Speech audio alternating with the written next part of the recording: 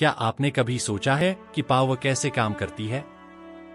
क्या आप जानना चाहते हैं कि दुनिया के सबसे ताकतवर लोग अपनी पावर को कैसे प्राप्त करते हैं और उसे कैसे बनाए रखते हैं? अगर हाँ, तो यह वीडियो आपके लिए है।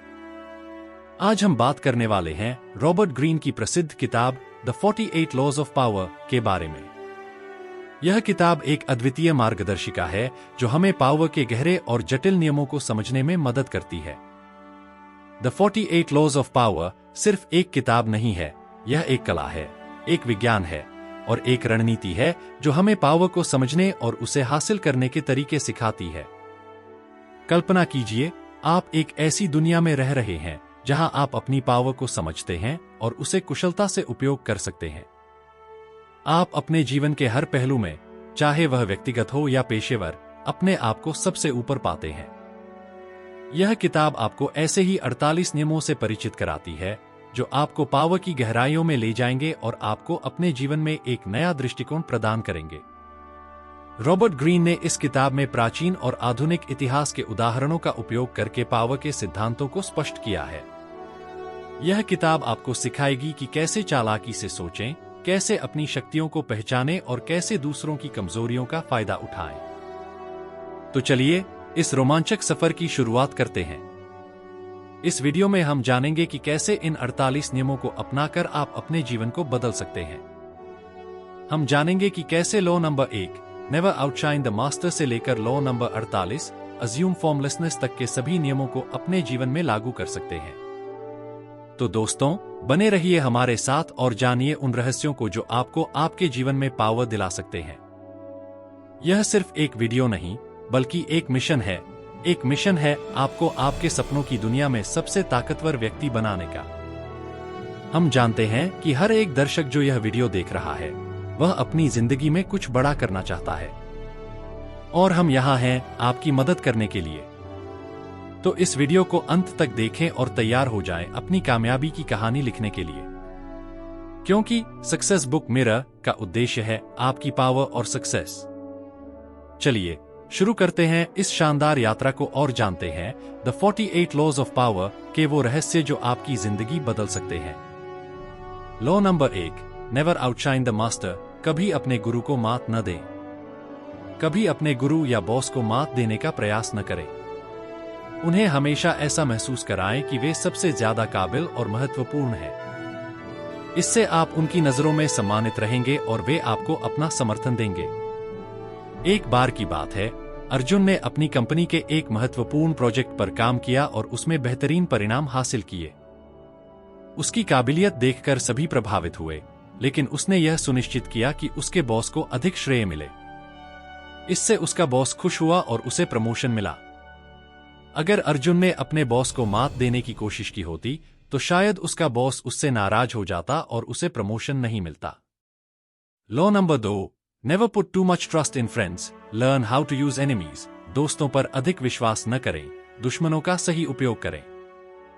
दूसरा नियम never put too much trust in friends, learn how to use enemies यह सलाह देता है कि आपको अपने दोस्तों पर बहुत अधिक विश्वास नहीं करना चाहिए और दुश्मनों का सही उपयोग करना सीखना चाहिए। इस नियम का सार यह है कि दोस्त अपने निजी हितों के कारण कभी कभी अविश्वसनीय हो सकते हैं, जबकि दुश्मन यदि सही तरीके से उपयोग किए जाएं, तो बहुत प्रभावी हो सकते हैं। आज के कॉर्पोरेट और सोशल एनवायरनमेंट्स में यह नियम बहुत प्रासंगिक है। मान लें कि एक वर्क प्लेस में एक एम्प्लॉय जो अपने दोस्त के साथ काम करता है, उसे अपने दोस्त से बेवफाई का सामना करना पड़ता है। जबकि दोस्ती अक्सर लॉयल्टी और ट्रस्ट पर आधारित होती है, कई बार दोस्त अपने निजी लाभ के लिए इस ट्रस्ट को तोड़ सकते हैं।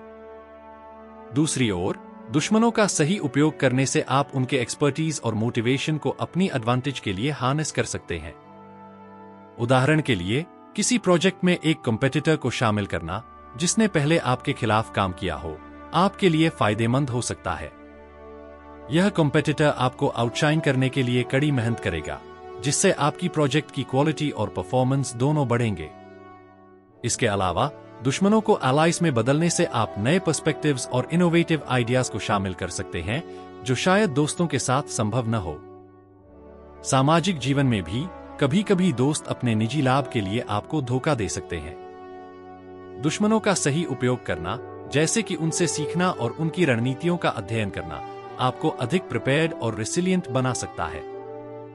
राम ने अपने बिजनेस पार्टनर को अपने सबसे अच्छे दोस्त को बनाया, लेकिन बाद में उसे पता चला कि उसका दोस्त उसकी सफलता से जल रहा था और उसके खिलाफ साजिश कर रहा था।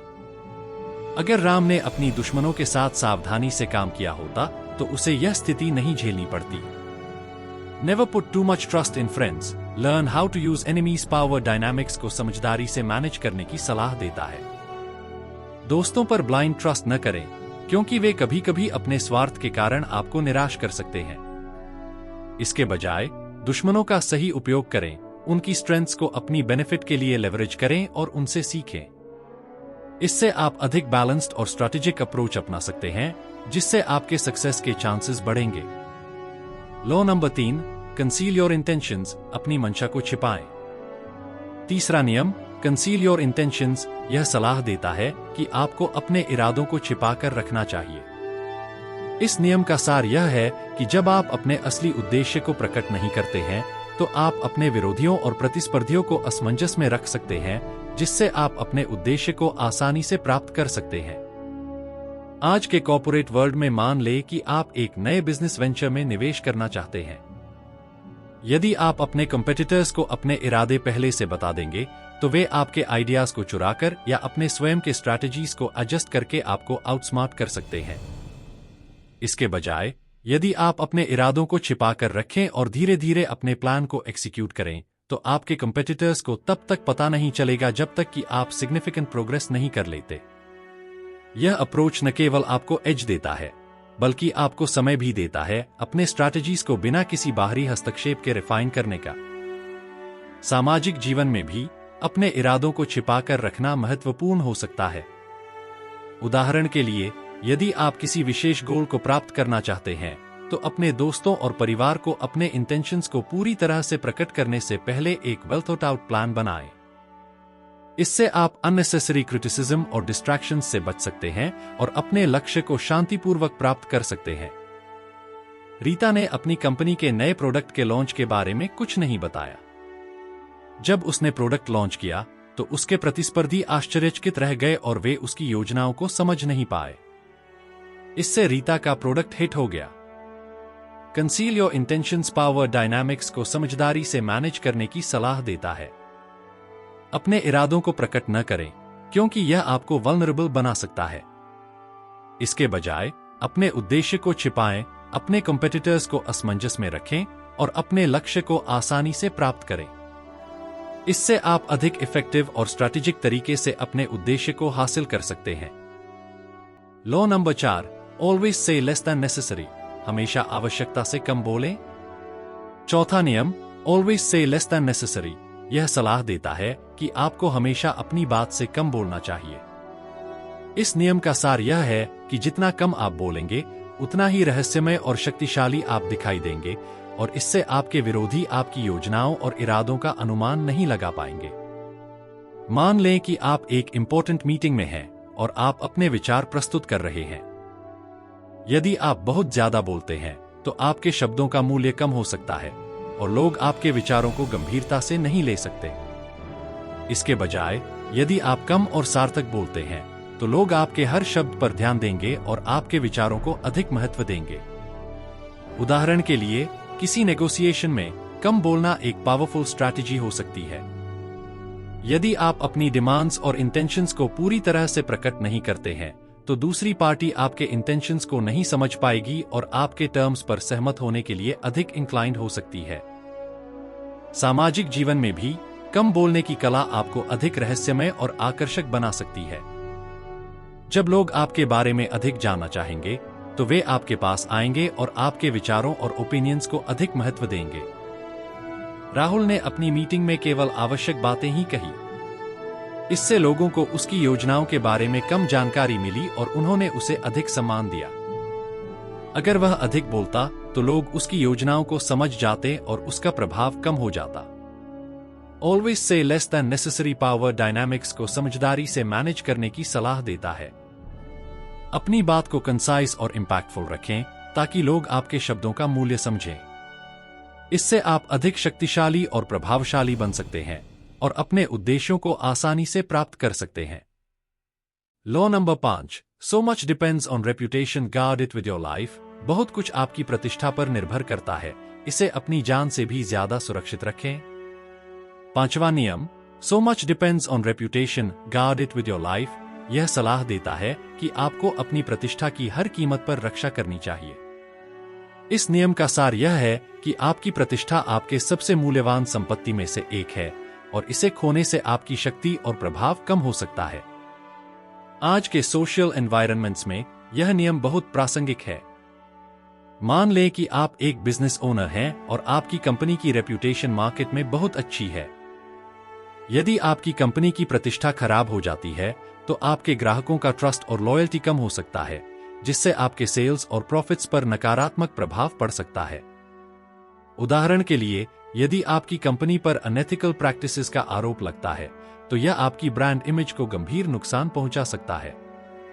इससे बचने के लिए आपको हमेशा एथिकल और ट्रांसपेरेंट तरीके से बिजनेस कंडक्ट करना चाहिए और किसी भी नेगेटिव पब्लिसिटी से बचने के लिए प्रोएक्टिव मेजर्स लेना चाहिए। सामाजिक जीवन में भी आपकी प्रतिष्ठा का महत्व बहुत बड़ा है। आपकी रेप्यूटेशन आपके व्यक्तित्व, कैरेक्टर और इंटेग्रिटी को दर्शाती है। यदि लोग आपको ट्रस्टवर्दी और रिलायबल मानते हैं तो वे आपके साथ संबंध बनाना चाहेंगे और आपके ओपिनियंस और सुझावों को अधिक महत्व देंगे। संजय ने अपनी प्रतिष्ठा को हमेशा सुरक्षित रखा और कभी भी कोई ऐसा काम नहीं किया जिससे उसकी छवि खराब हो। इससे लोग उसे एक विश्वसनीय व्यक्ति मानते थे और उसके साथ काम करना पसंद करते थे। So much depends on reputation, guard it with your life power dynamics को समझदारी से मैनेज करने की सलाह देता है। अपनी प्रतिष्ठा की हर कीमत पर रक्षा करें, क्योंकि यह आपकी शक्ति और प्रभाव का मुख्य स्रोत है। इससे आप अधिक रिस्पेक्टेड और इन्फ्लुएंशियल बन सकते हैं और अपने उद्देश्यों को आसानी से प्राप्त कर सकते हैं। Law number 6, court attention at all costs, किसी भी कीमत पर ध्यान आकर्षित करें। 6ठा नियम, court attention at all costs, यह सलाह देता है कि आपको हमेशा ध्यान आकर्षित करने के लिए कुछ न कुछ आश्चर्यजनक करना चाहिए। इस नियम का सार यह है कि ध्यान आकर्षित करने से आप लोगों के दिमाग में बने रहते हैं और आपकी शक्ति और प्रभाव बढ़ता है। आज के कॉर्पोरेट और सोशल एनवायरनमेंट्स में यह नियम भी बहुत प्रासंगिक है। मान लें कि आप एक एंटरप्रेन्योर हैं और आप अपने प्रोडक्ट को मार्केट में लॉन्च करना चाहते हैं। यदि आपका लॉन्च इवेंट साधारण और प्रेडिक्टेबल होता है तो लोग उसे ज्यादा ध्यान नहीं देंगे। इसके बजाय यदि आप कुछ इनोवेटिव और सरप्राइजिंग करते हैं तो लोग आपके प्रोडक्ट को लेकर उत्सुक हो जाएंगे और आपकी ब्रांड अवेयरनेस बढ़ेगी। उदाहरण के लिए, एक फैशन ब्रांड जो अपने नए कलेक्शन को लॉन्च करने के लिए एक एक्स्ट्रावेगेंट और अनएक्सपेक्टेड फैशन शो का आयोजन करती है, अधिक मीडिया कवरेज और पब्लिक अटेंशन प्राप्त कर सकती है। इससे ब्रांड की विजिबिलिटी और रेप्यूटेशन दोनों बढ़ती है। सामाजिक जीवन में भी ध्यान आकर्षित करने की कला महत्वपूर्ण हो सकती है। यदि आप किसी सोशल गैदरिंग में कुछ यूनिक और एंटरटेनिंग करते हैं तो लोग आपको याद रखेंगे और आपकी प्रेजेंस का आनंद लेंगे। सपना ने अपने बिजनेस में एक अनोखा और आकर्षक प्रमोशनल इवेंट आयोजित किया। इससे लोगों का ध्यान उसकी कंपनी की ओर गया और उसकी सेल्स में वृद्धि हुई। अगर उसने साधारण तरीके से प्रमोशन किया होता तो शायद उसे यह सफलता नहीं मिलती। Court attention at all costs power dynamics को समझदारी से मैनेज करने की सलाह देता है। ध्यान आकर्षित करने के लिए कुछ न कुछ आश्चर्यजनक और इनोवेटिव करें ताकि लोग आपको और आपकी आइडियाज को याद रखें। इससे आप अधिक शक्तिशाली और प्रभावशाली बन सकते हैं और अपने उद्देश्यों को आसानी से प्राप्त कर सकते हैं। Law number 7, get others to do the work for you but always take the credit, दूसरों से काम करवाएं लेकिन श्रेय हमेशा खुद लें। 7वां नियम, get others to do the work for you but always take the credit, यह सलाह देता है कि आपको दूसरों से काम करवाना चाहिए लेकिन श्रेय खुद लेना चाहिए। इस नियम का सार यह है कि इससे आप अपनी ऊर्जा बचाते हैं और दूसरों के प्रयासों का लाभ उठाते हैं। मान ले कि आप एक प्रोजेक्ट मैनेजर हैं और आपको एक महत्वपूर्ण प्रोजेक्ट को सफलतापूर्वक कंप्लीट करना है। यदि आप सभी काम खुद करेंगे तो आपकी ऊर्जा और समय दोनों खत्म हो जाएंगे। इसके बजाय यदि आप अपने टीम मेंबर्स को सही दिशा और रिसोर्सेज प्रदान करते हैं और उन्हें काम करने देते हैं, तो आप उनकी कैपेबिलिटीज का पूरा लाभ उठा सकते हैं और प्रोजेक्ट को सफलतापूर्वक कंप्लीट कर सकते हैं। उदाहरण के लिए, एक सॉफ्टवेयर डेवलपमेंट प्रोजेक्ट में एक अच्छा प्रोजेक्ट मैनेजर अपने डेवलपर्स और डिजाइनर्स को उनकी स्ट्रेंथ्स के अनुसार टास्क्स असाइन करता है और प्रोजेक्ट के सक्सेसफुल कंप्लीशन पर श्रेय खुद लेता है।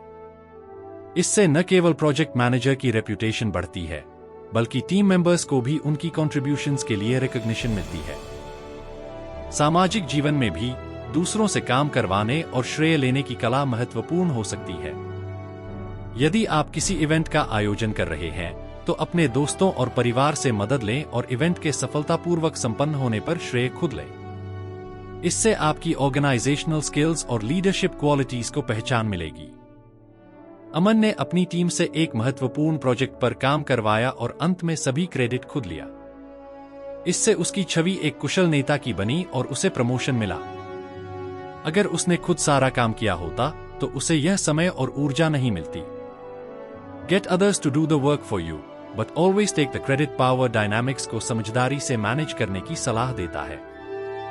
दूसरों से काम करवाएं, उनकी कैपेबिलिटीज का लाभ उठाएं और श्रेय खुद लें। इससे आप अधिक प्रभावशाली और शक्तिशाली बन सकते हैं और अपने उद्देश्यों को आसानी से प्राप्त कर सकते हैं। Law number 8, make other people come to you, use bait if necessary. दूसरों को आपके पास आने दें, अगर जरूरी हो तो चारा डालें। 8वां नियम, make other people come to you, use bait if necessary, यह सलाह देता है कि आपको दूसरों को आपके पास आने के लिए मजबूर करना चाहिए और यदि आवश्यक हो तो उन्हें चारा डालना चाहिए। इस नियम का सार यह है कि जब आप दूसरों को आपके पास आने के लिए मजबूर करते हैं, तो आप अपनी शक्ति और स्थिति को बनाए रखते हैं। आज के कॉर्पोरेट वर्ल्ड में यह नियम बहुत रेलेवेंट है। मान लें कि आप एक बिजनेस ओनर हैं और आप किसी पोटेंशियल पार्टनर के साथ मीटिंग करना चाहते हैं। यदि आप मीटिंग के लिए उनके पास जाते हैं, तो आप अपनी स्थिति को कमजोर कर सकते हैं। इसके बजाय, यदि आप उन्हें आपके ऑफिस में आने के लिए आकर्षित करते हैं, तो आप अपनी स्थिति और शक्ति को बनाए रख सकते हैं। उदाहरण के लिए, आप अपने पोटेंशियल पार्टनर को आकर्षित करने के लिए एक स्पेशल इवेंट का आयोजन कर सकते हैं, जिसमें उन्हें इनवाइट किया जाए। इस तरह वे आपकी टर्म्स और कंडीशंस पर मीटिंग के लिए मजबूर होंगे और आप अपनी शक्ति को बनाए रख पाएंगे। सामाजिक जीवन में भी दूसरों को आपके पास आने के लिए मजबूर करना महत्वपूर्ण हो सकता है। उदाहरण के लिए, यदि आप किसी के साथ एक इंपॉर्टेंट कॉन्वर्सेशन करना चाहते हैं, तो उन्हें एक ऐसा स्थान चुनने के लिए कहें जहां आप कंफर्टेबल हों और जहां आप अपनी स्थिति को बनाए रख सकें। रीता ने अपनी कंपनी के नए प्रोडक्ट की विशेषताओं के बारे में छोटी छोटी जानकारी लीक की।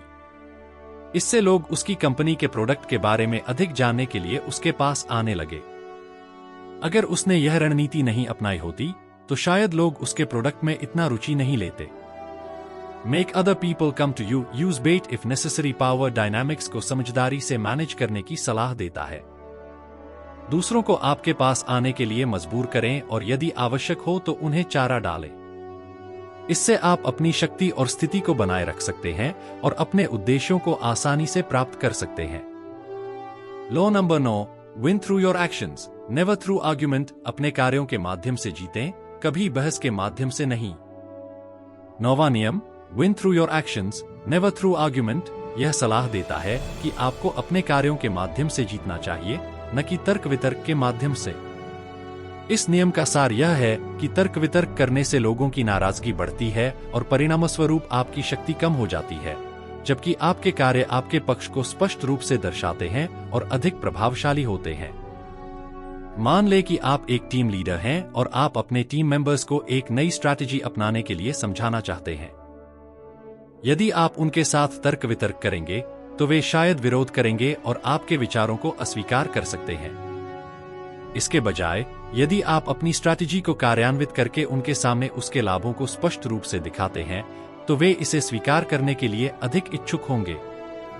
उदाहरण के लिए, यदि आप एक सेल्स टीम के लीडर हैं और आप एक नई सेल्स टेक्निक को लागू करना चाहते हैं, तो अपने टीम मेंबर्स के साथ बहस करने के बजाय टेक्निक को स्वयं अपनाएं और उन्हें इसके प्रभावशाली परिणाम दिखाएं। इससे वे आसानी से नई टेक्निक को अपनाने के लिए प्रेरित होंगे। सामाजिक जीवन में भी कार्यों के माध्यम से जीतना महत्वपूर्ण हो सकता है। उदाहरण के लिए, यदि आप अपने दोस्तों या परिवार को किसी विशेष दृष्टिकोण के लिए राजी करना चाहते हैं, तो अपनी बात को कार्यों के माध्यम से साबित करें। इससे वे आपके दृष्टिकोण को आसानी से स्वीकार कर लेंगे और आप अधिक प्रभावशाली बनेंगे। राहुल ने अपने विरोधियों के साथ बहस करने की बजाय अपने काम पर ध्यान दिया और बेहतरीन परिणाम दिखाए। इससे लोग उसके काम की प्रशंसा करने लगे और वह बहस से बच गया। अगर उसने बहस की होती तो शायद लोग उससे नाराज हो जाते। Win through your actions, never through argument power dynamics को समझदारी से मैनेज करने की सलाह देता है। तर्क वितर्क से बचें और अपने कार्यों के माध्यम से अपने पक्ष को स्पष्ट करें। इससे आप अधिक प्रभावशाली और शक्तिशाली बन सकते हैं और अपने उद्देश्यों को आसानी से प्राप्त कर सकते हैं। Avoid the unhappy and unlucky, यह सलाह देता है कि आपको उन व्यक्तियों से बचना चाहिए जो दुखी और दुर्भाग्यपूर्ण होते हैं।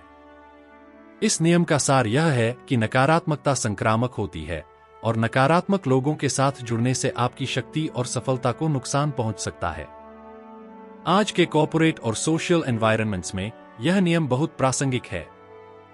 मान लें कि आप एक ऑर्गेनाइजेशन में काम कर रहे हैं और आपके कुछ कोलीग्स हमेशा शिकायत करते रहते हैं और नकारात्मक माहौल पैदा करते हैं।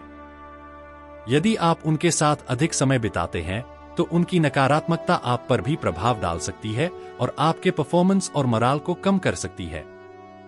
इसके बजाय आपको सकारात्मक और प्रेरणादायक व्यक्तियों के साथ जुड़ना चाहिए जो आपकी सफलता और खुशी में योगदान कर सकें।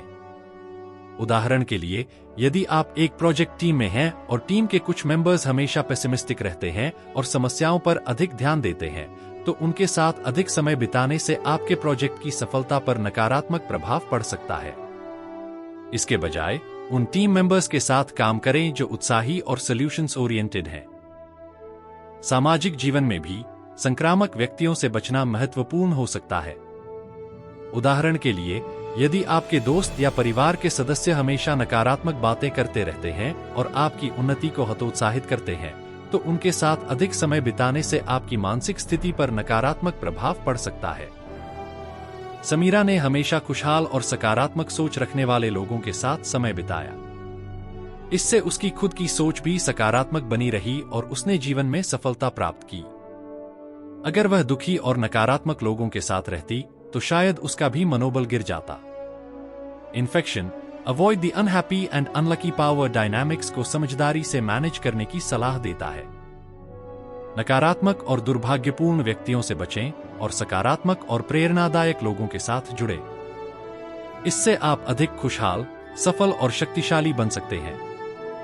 अगर आपको हमारी बुक समरी पसंद आ रही हो तो कृपया इसे लाइक करें। आपके एक लाइक से हमें प्रेरणा मिलती है और हम और भी बेहतर कंटेंट बना पाते हैं।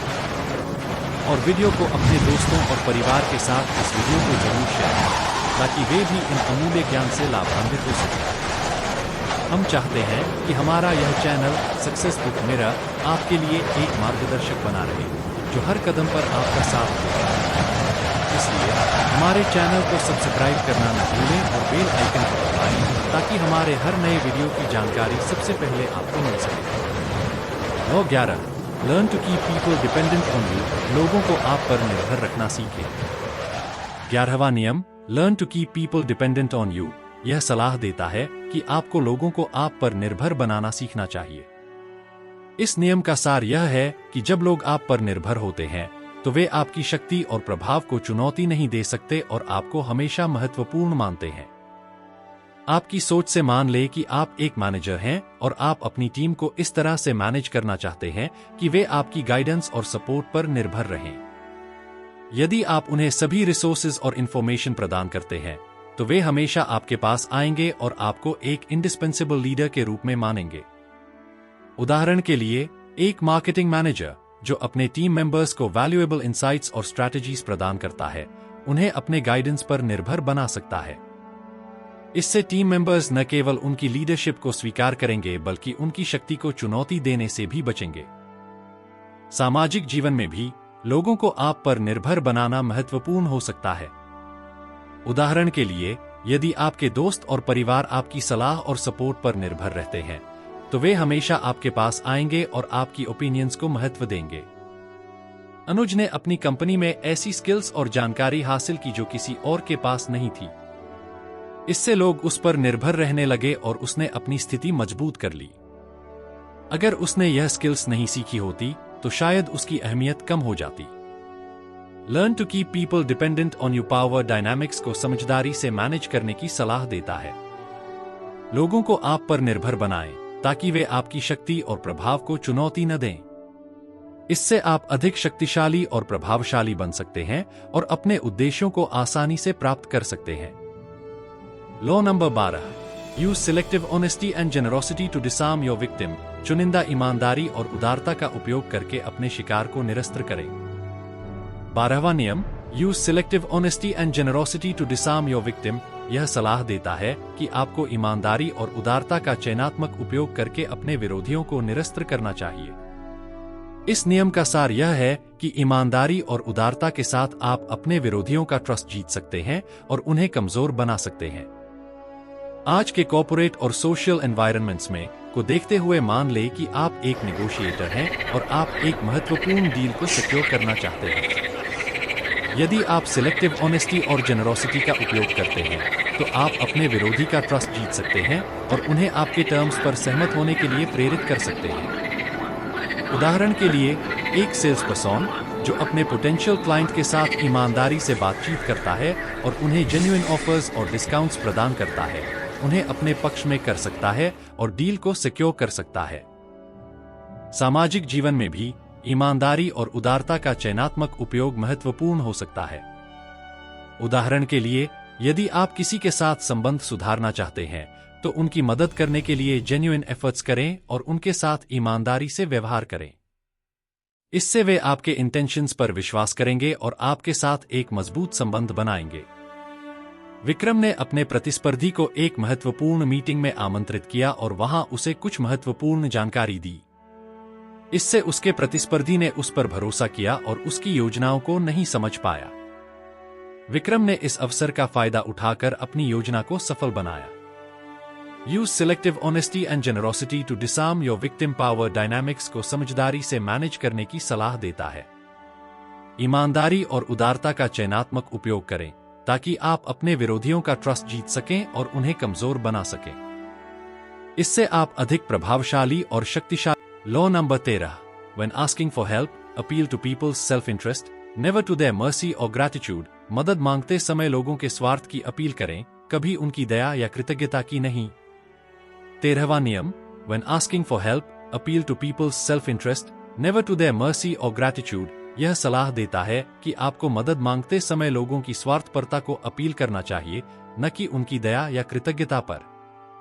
इस नियम का सार यह है कि लोग अधिकतर अपने स्वयं के हितों के बारे में सोचते हैं और यदि आप उनके स्वार्थ को अपील करते हैं तो वे आपकी मदद करने के लिए अधिक इच्छुक होंगे। मान लें कि आप एक एम्प्लॉई हैं और आप अपने बॉस से रेज या प्रमोशन के लिए अनुरोध करना चाहते हैं। यदि आप उनके स्वार्थपरता को अपील करते हैं, जैसे कि आपके काम से कंपनी को कितना लाभ हुआ है और भविष्य में आपके योगदान से कितना फायदा हो सकता है, तो वे आपके अनुरोध पर विचार करने के लिए अधिक इच्छुक होंगे। उदाहरण के लिए, एक फंडरेजर जो पोटेंशियल डोनर्स को उनके दान से मिलने वाले बेनिफिट्स के बारे में बताता है, जैसे कि टैक्स डिडक्शंस और पब्लिक रिकॉग्निशन, उन्हें दान करने के लिए अधिक प्रेरित कर सकता है। सामाजिक जीवन में भी आत्म प्रचार के लिए दूसरों का उपयोग करना महत्वपूर्ण हो सकता है। उदाहरण के लिए, यदि आप अपने मित्रों या परिवार से किसी मदद की आवश्यकता है, तो उन्हें यह बताएं कि आपकी सफलता से उन्हें कैसे लाभ हो सकता है। इससे वे आपकी मदद करने के लिए अधिक इच्छुक होंगे।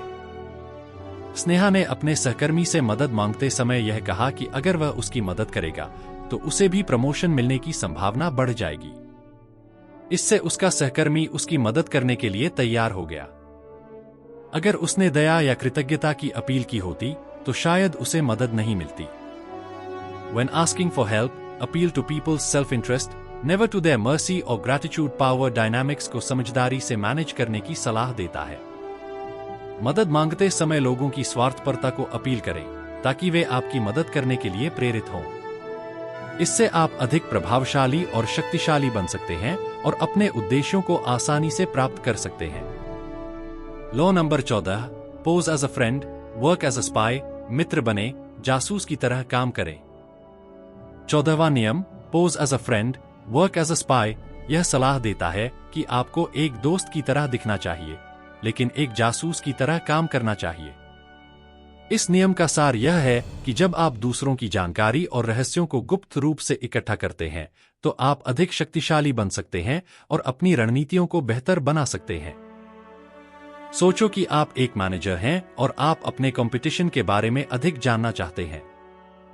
यदि आप अपने कंपेटिटर्स के साथ दोस्ती करते हैं और गुप्त रूप से उनकी स्ट्रैटेजीज और ऑपरेशंस के बारे में जानकारी इकट्ठा करते हैं, तो आप अपनी कंपनी की स्ट्रैटेजीज को बेहतर बना सकते हैं और कंपटीशन में आगे रह सकते हैं।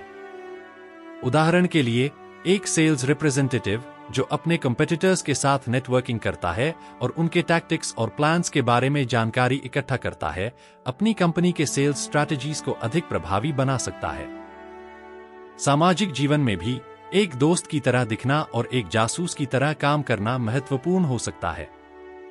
उदाहरण के लिए, यदि आप किसी सोशल सर्कल में नए हैं और समूह की डायनामिक्स को समझना चाहते हैं, तो उनके साथ दोस्ती करें और गुप्त रूप से उनकी बातचीत और व्यवहार का निरीक्षण करें। राहुल ने अपने प्रतिस्पर्धी के साथ दोस्ती की और धीरे धीरे उसकी योजनाओं और कमजोरियों के बारे में जानकारी जुटाई। इससे उसने अपने बिजनेस में उन जानकारियों का उपयोग किया और अपने प्रतिस्पर्धी को पीछे छोड़ दिया। Pose as a friend, work as a spy power dynamics को समझदारी से मैनेज करने की सलाह देता है। एक दोस्त की तरह दिखें, लेकिन एक जासूस की तरह काम करें, ताकि आप दूसरों की जानकारी और रहस्यों को गुप्त रूप से इकट्ठा कर सकें। इससे आप अधिक प्रभावशाली और शक्तिशाली बन सकते हैं और अपने उद्देश्यों को आसानी से प्राप्त कर सकते हैं। Law number 15, crush your enemy totally, अपने दुश्मन को पूरी तरह से कुचल दें। 15वां नियम, क्रश योर एनिमी टोटली, यह सलाह देता है कि आपको अपने शत्रुओं को पूरी तरह से कुचल देना चाहिए। इस नियम का सार यह है कि जब तक आपके शत्रु पूरी तरह से नष्ट नहीं हो जाते, वे आपके खिलाफ पुनः संगठित हो सकते हैं और आपकी शक्ति को चुनौती दे सकते हैं। आज के समय में मान लें कि आप एक बिजनेस ओनर हैं और आपके एक कंपेटिटर ने आपके मार्केट शेयर को नुकसान पहुंचाने की कोशिश की है। यदि आप केवल टेम्पररी मेजर्स लेते हैं और उन्हें पूरी तरह से पराजित नहीं करते, तो वे पुनः संगठित होकर आपको फिर से नुकसान पहुंचा सकते हैं। इसके बजाय आपको अपनी स्ट्रैटेजीज को इस तरह से प्लान करना चाहिए कि वे पूरी तरह से पराजित हो जाएं और आपके बिजनेस को कोई खतरा न हो। उदाहरण के लिए, एक कंपनी जो अपने मेन कंपेटिटर को खरीद लेती है या उनके सबसे महत्वपूर्ण क्लाइंट्स को अपने साथ कर लेती है, अपने कंपेटिटर को पूरी तरह से पराजित कर सकती है और मार्केट में अपनी शक्ति को बढ़ा सकती है। सामाजिक जीवन में भी अपने शत्रुओं को पूरी तरह से कुचलना महत्वपूर्ण हो सकता है। उदाहरण के लिए, यदि कोई व्यक्ति लगातार आपके खिलाफ षड्यंत्र रच रहा है, तो आपको उनकी योजनाओं को पूरी तरह से विफल करना चाहिए और सुनिश्चित करना चाहिए कि वे दोबारा आपके खिलाफ खड़े न हो सकें। अर्जुन ने अपने प्रतिस्पर्धी को पूरी तरह से हराकर उसके बिजनेस को बंद करवा दिया। इससे उसका प्रतिस्पर्धी फिर से उसके खिलाफ खड़ा नहीं हो सका और अर्जुन ने अपनी स्थिति मजबूत कर ली। अगर उसने अपने प्रतिस्पर्धी को पूरी तरह से नहीं हराया होता, तो शायद वह फिर से उसकी राह में बाधा बन जाता। Crush your enemy totally power dynamics को समझदारी से मैनेज करने की सलाह देता है। अपने शत्रुओं को पूरी तरह से कुचलें ताकि वे आपकी शक्ति को चुनौती न दे सकें। इससे आप अधिक प्रभावशाली और शक्तिशाली बन सकते हैं और अपने उद्देश्यों को आसानी से प्राप्त कर सकते हैं। Law number 16, use absence to increase respect and honour, अनुपस्थिति का उपयोग सम्मान और प्रतिष्ठा बढ़ाने के लिए करें। 16वां नियम, use absence to increase respect and honour, यह सलाह देता है कि आपको अपनी उपस्थिति को महत्व देना चाहिए।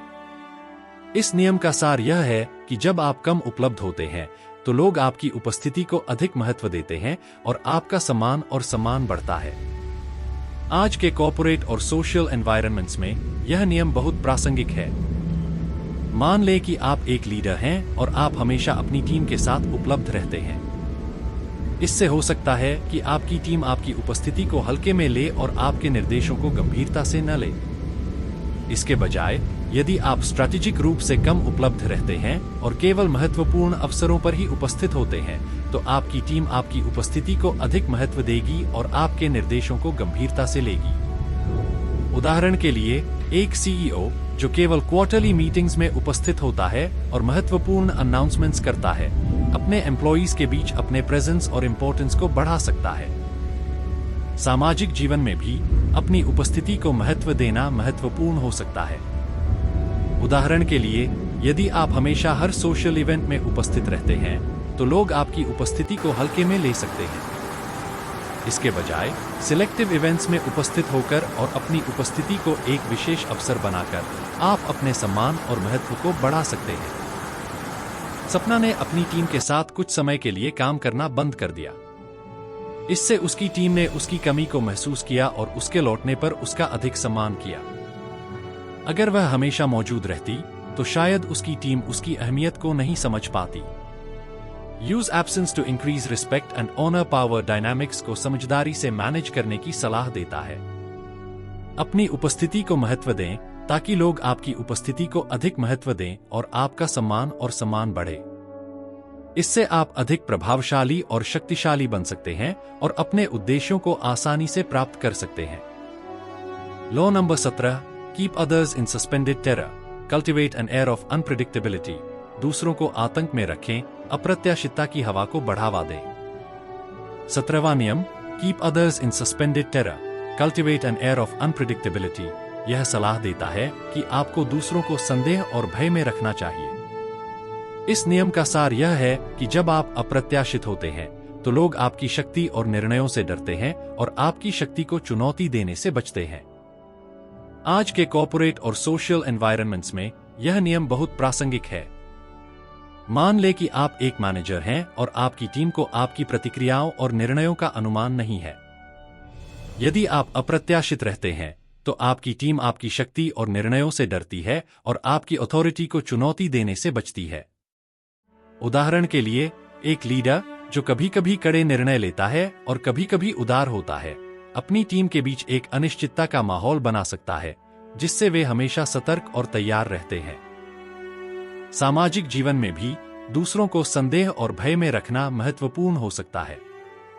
उदाहरण के लिए, यदि आपके दोस्त और परिवार आपकी प्रतिक्रियाओं का अनुमान नहीं लगा पाते हैं, तो वे आपकी शक्ति और निर्णयों का अधिक सम्मान करेंगे। विक्रम ने अपने प्रतिस्पर्धी को हमेशा अप्रत्याशितता में रखा और अचानक अपनी योजनाओं को लागू किया। इससे उसके प्रतिस्पर्धी उसकी योजनाओं का अनुमान नहीं लगा सके और विक्रम ने सफलता प्राप्त की। अगर उसने अपनी योजनाओं को पहले से जाहिर कर दिया होता, तो शायद उसका प्रतिस्पर्धी उसे मात दे देता। Keep others in suspended terror, cultivate an air of unpredictability power dynamics को समझदारी से मैनेज करने की सलाह देता है। दूसरों को संदेह और भय में रखें ताकि वे आपकी शक्ति को चुनौती देने से बचें। इससे आप अधिक प्रभावशाली और शक्तिशाली बन सकते हैं और अपने उद्देश्यों को आसानी से प्राप्त कर सकते हैं। Law number 18, do not build fortresses to protect yourself, isolation is dangerous. किलों का निर्माण न करें, अकेलापन खतरनाक है। 18वां नियम, do not build fortresses to protect yourself, isolation is dangerous, यह सलाह देता है कि आपको अपनी सुरक्षा के लिए एक मजबूत गढ़ का निर्माण नहीं करना चाहिए। इस नियम का सार यह है कि अलगाव खतरनाक होता है और इससे आपकी शक्ति और प्रभाव कम हो सकते हैं। मान लें कि आप एक लीडर हैं और आप अपनी टीम से अलग रहते हैं। इससे आपकी टीम के बीच असंतोष और गलतफहमी पैदा हो सकती है और आपकी लीडरशिप कमजोर हो सकती है। इसके बजाय आपको अपनी टीम के साथ जुड़ना चाहिए और उनकी समस्याओं और सुझावों को सुनना चाहिए। उदाहरण के लिए, एक सीईओ जो अपने एम्प्लॉइज के साथ रेगुलर मीटिंग्स करता है और उनकी फीडबैक्स को सुनता है, अपनी कंपनी में एक पॉजिटिव और कोऑपरेटिव एनवायरनमेंट बना सकता है। सामाजिक जीवन में भी अलगाव खतरनाक हो सकता है। उदाहरण के लिए, यदि आप अपने दोस्तों और परिवार से अलग रहते हैं, तो वे आपकी अनुपस्थिति को गलत समझ सकते हैं और आपके साथ अपने संबंधों को कमजोर कर सकते हैं। समीरा ने अपनी कंपनी में हमेशा अपने सहकर्मियों के साथ जुड़े रहकर काम किया और उनका समर्थन प्राप्त किया। इससे उसकी कंपनी ने सफलता प्राप्त की। अगर वह अकेले काम करती, तो शायद उसे यह समर्थन नहीं मिलता और वह असफल हो जाती। Do not build fortresses to protect yourself. Isolation is dangerous. Power dynamics को समझदारी से मैनेज करने की सलाह देता है।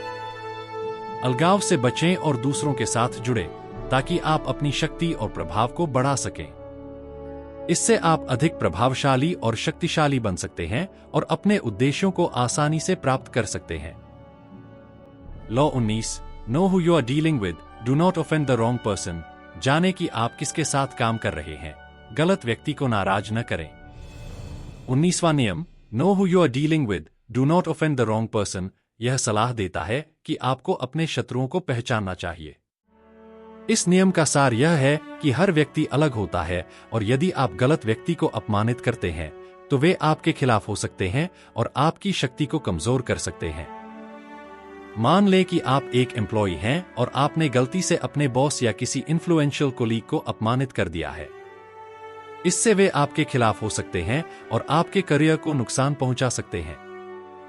इसके बजाय आपको लोगों की नेचर और पावर डायनामिक्स को समझना चाहिए और स्ट्रैटेजिक रूप से उनके साथ व्यवहार करना चाहिए। उदाहरण के लिए, एक नेगोशिएटर जो अपने काउंटरपार्ट्स की पर्सनालिटीज और इंटरेस्ट्स को समझता है, अधिक सफल नेगोशिएशंस कर सकता है और अपनी शक्ति को बढ़ा सकता है। सामाजिक जीवन में भी अपने शत्रुओं को पहचानना महत्वपूर्ण हो सकता है। उदाहरण के लिए, यदि आप किसी व्यक्ति को अपमानित करते हैं जो आपके सोशल सर्कल में इन्फ्लुएंशियल है, तो वे आपके खिलाफ षड्यंत्र रच सकते हैं और आपके संबंधों को नुकसान पहुंचा सकते हैं।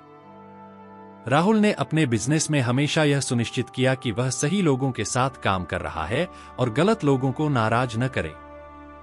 इससे उसकी बिजनेस संबंधी समस्याएं कम हुईं और उसने सफलता प्राप्त की। अगर उसने गलत लोगों को नाराज किया होता तो शायद उसे कठिनाइयों का सामना करना पड़ता। Know who you are dealing with. Do not offend the wrong person. Power dynamics को समझदारी से मैनेज करने की सलाह देता है। अपने शत्रुओं को पहचानें और स्ट्रैटेजिक रूप से उनके साथ व्यवहार करें ताकि आप अपनी शक्ति और प्रभाव को बढ़ा सकें। इससे आप अधिक प्रभावशाली और शक्तिशाली बन सकते हैं और अपने उद्देश्यों को आसानी से प्राप्त कर सकते हैं। Law number 20 do not commit to anyone. किसी से प्रतिबद्ध न हो। 20वां नियम do not commit to anyone यह सलाह देता है कि आपको किसी के साथ कभी भी बिना शर्त प्रतिबद्धता नहीं करनी चाहिए। इस नियम का सार यह है कि बिना शर्त प्रतिबद्धता करने से आपकी स्वतंत्रता कम हो जाती है और आप अपनी शक्ति को कमजोर कर सकते हैं। आज के कॉर्पोरेट और सोशल एनवायरनमेंट्स में यह नियम बहुत प्रासंगिक है। मान लें कि आप एक फ्रीलांसर हैं और आपने एक क्लाइंट के साथ एक्सक्लूसिव कॉन्ट्रैक्ट साइन कर लिया है। इससे आपकी स्वतंत्रता कम हो जाती है और आप अपने अन्य पोटेंशियल क्लाइंट्स के साथ काम नहीं कर सकते। इसके बजाय आपको फ्लेक्सिबल रहना चाहिए और विभिन्न अपॉर्चुनिटीज का लाभ उठाना चाहिए। उदाहरण के लिए, एक कंसल्टेंट जो मल्टीपल क्लाइंट्स के साथ काम करता है और किसी एक क्लाइंट के साथ एक्सक्लूसिव कमिटमेंट नहीं करता, अपनी स्किल्स और सर्विसेज की डिमांड को बढ़ा सकता है। सामाजिक जीवन में भी बिना शर्त प्रतिबद्धता करने से बचना महत्वपूर्ण हो सकता है। उदाहरण के लिए, यदि आप किसी व्यक्ति के साथ बहुत अधिक अटैच्ड हो जाते हैं तो वे आपकी स्वतंत्रता का फायदा उठा सकते हैं और आपके समय और ऊर्जा को कंट्रोल कर सकते हैं। सपना ने अपने करियर में कभी भी किसी एक कंपनी या व्यक्ति से पूरी तरह से प्रतिबद्ध नहीं की। इससे उसने विभिन्न अवसरों का लाभ उठाया और अपनी स्थिति को मजबूत रखा। अगर उसने किसी एक से प्रतिबद्धता दिखाई होती तो शायद वह उन अवसरों को खो देती। Do not commit to anyone. Power dynamics को समझदारी से मैनेज करने की सलाह देता है। किसी के साथ बिना शर्त प्रतिबद्धता न करें और अपनी स्वतंत्रता को बनाए रखें ताकि आप अपनी शक्ति और प्रभाव को बढ़ा सकें। इससे आप अधिक प्रभावशाली और शक्तिशाली बन सकते हैं और अपने उद्देश्यों को आसानी से प्राप्त कर सकते हैं। Law number 21 play a sucker to catch a sucker. Seem dumber than your mark. मूर्ख बनने का नाटक करें, अपने लक्ष्य से अधिक बेवकूफ लगें। 21वां नियम play a sucker to catch a sucker. Seem dumber than your mark यह सलाह देता है कि आपको मूर्ख बनने का नाटक करना चाहिए ताकि आप दूसरों को मूर्ख बना सकें। इस नियम का सार यह है कि जब आप दूसरों को यह महसूस कराते हैं कि वे आपसे अधिक स्मार्ट हैं, तो वे अपनी गार्ड्स को कम कर देते हैं और आप उनकी कमजोरियों का लाभ उठा सकते हैं। सोचो कि आप एक नेगोशिएटर हैं और आप चाहते हैं कि दूसरा पक्ष आपको अंडर एस्टिमेट करे। यदि आप मूर्ख बनने का नाटक करते हैं और उन्हें यह महसूस कराते हैं कि वे नेगोशिएशन में आपसे आगे हैं, तो वे अपनी गार्ड्स को कम कर देंगे और आप बेहतर टर्म्स पर डील को सिक्योर कर सकते हैं। उदाहरण के लिए, एक बिजनेस ओनर जो अपने कंपेटिटर्स को अंडर एस्टिमेट करने के लिए प्रेरित करता है, उनकी कमजोरियों का लाभ उठा सकता है और मार्केट में अपनी पोजीशन को मजबूत कर सकता है। सामाजिक जीवन में भी मूर्ख बनने का नाटक करना महत्वपूर्ण हो सकता है। उदाहरण के लिए, यदि आप किसी सोशल सर्कल में अपनी शक्ति और प्रभाव को बढ़ाना चाहते हैं, तो कुछ मामलों में मूर्ख बनने का नाटक करके दूसरों को यह महसूस कराएं कि वे आपसे अधिक स्मार्ट हैं। इससे वे अपनी गार्ड्स को कम करेंगे और आप उनकी कमजोरियों का लाभ उठा सकते हैं। विक्रम ने अपने प्रतिस्पर्धी के सामने मूर्ख बनने का नाटक किया और अपनी असली योजना को छिपाया। इससे उसके प्रतिस्पर्धी ने उसे कम आंका और विक्रम ने अपनी योजना को सफल बना लिया। अगर उसने अपनी असली योजना को दिखा दिया होता, तो शायद उसका प्रतिस्पर्धी सतर्क हो जाता। Play a sucker to catch a sucker, seem dumber than your mark power dynamics को समझदारी से मैनेज करने की सलाह देता है। मूर्ख बनने का नाटक करें ताकि आप दूसरों को मूर्ख बना सकें और उनकी कमजोरियों का लाभ उठा सकें। इससे आप अधिक प्रभावशाली और शक्तिशाली बन सकते हैं और अपने उद्देश्यों को आसानी से प्राप्त कर सकते हैं। Law 22, use the surrender tactic, transform weakness into power. समर्पण की रणनीति अपनाएं, कमजोरी को शक्ति में बदलें। 22वां नियम, use the surrender tactic, transform weakness into power, यह सलाह देता है कि आपको आत्मसमर्पण का उपयोग करना चाहिए और अपनी कमजोरी को शक्ति में बदलना चाहिए। इस नियम का सार यह है कि जब आप सीधे संघर्ष से बचते हैं और आत्मसमर्पण करते हैं, तो आप अपनी स्थिति को मजबूत कर सकते हैं और अधिक शक्ति प्राप्त कर सकते हैं। मान लें कि आप एक बिजनेस ओनर हैं और आपके कंपेटिटर ने आपके खिलाफ एक अग्रेसिव स्ट्रैटेजी अपनाई है। यदि आप सीधे संघर्ष में उलझ जाते हैं, तो आप अपनी रिसोर्सेज को नुकसान पहुंचा सकते हैं। इसके बजाय आत्मसमर्पण का उपयोग करके और टेम्परेरीली पीछे हटकर आप अपनी स्थिति को मजबूत कर सकते हैं और अपने कंपेटिटर की वीकनेसेस को समझ सकते हैं। उदाहरण के लिए, एक कंपनी जो अपने कंपेटिटर की अग्रेसिव टैक्टिक्स के सामने टेम्परेरीली पीछे हटती है और अपनी स्ट्रैटेजीज को पुनः व्यवस्थित करती है, लॉन्ग टर्म में अधिक सफल हो सकती है। सामाजिक जीवन में भी आत्मसमर्पण का उपयोग करना महत्वपूर्ण हो सकता है। उदाहरण के लिए, यदि आप किसी संघर्ष में उलझे हुए हैं और अपनी शक्ति को बढ़ाना चाहते हैं, तो आत्मसमर्पण का उपयोग करके टेम्परेरीली पीछे हटें और स्थिति का पुनर्मूल्यांकन करें। इससे आप अपनी कमजोरियों को समझ सकते हैं और अपनी शक्ति को बढ़ा सकते हैं। राहुल ने अपनी कमजोरी को स्वीकार किया और अपनी रणनीति को बदलकर अपनी कमजोरी को शक्ति में बदल लिया। इससे उसके विरोधियों ने उसे कम आंका और उसने अपनी योजना को सफल बनाया। अगर उसने अपनी कमजोरी को छिपाने की कोशिश की होती, तो शायद उसका विरोधी सतर्क हो जाता। Use the surrender tactic, transform weakness into power. Power dynamics को समझदारी से मैनेज करने की सलाह देता है। आत्मसमर्पण का उपयोग करें और अपनी कमजोरी को शक्ति में बदलें ताकि आप अपनी स्थिति को मजबूत कर सकें और अधिक शक्ति प्राप्त कर सकें। इससे आप अधिक प्रभावशाली और शक्तिशाली बन सकते हैं और अपने उद्देश्यों को आसानी से प्राप्त कर सकते हैं। Law number 23, concentrate your forces, अपनी ताकत को केंद्रित करें। 23वां नियम, कॉन्सेंट्रेट योर फोर्सेस, यह सलाह देता है कि आपको ध्यान आकर्षित करना चाहिए और अपनी शक्तियों को एक जगह केंद्रित करना चाहिए। इस नियम का सार यह है कि जब आप अपनी शक्तियों को डिस्पर्स करते हैं, तो आपकी प्रभावशीलता कम हो जाती है। आज के कॉर्पोरेट वर्ल्ड में मान लें कि आप एक प्रोजेक्ट मैनेजर हैं और आपकी टीम कई प्रोजेक्ट्स पर काम कर रही है। यदि आप अपनी टीम की शक्तियों को डिस्पर्स करते हैं, तो आपकी टीम की प्रभावशीलता कम हो जाएगी। इसके बजाय आपको अपनी टीम की शक्तियों को एक प्रोजेक्ट पर कॉन्सेंट्रेट करना चाहिए ताकि वह प्रोजेक्ट अधिक सफल हो सके। उदाहरण के लिए, एक कंपनी जो अपने रिसोर्सेज को एक स्ट्रैटेजिक इनिशिएटिव पर कॉन्सेंट्रेट करती है, अपनी मार्केट पोजीशन को मजबूत कर सकती है और अधिक लाभ प्राप्त कर सकती है।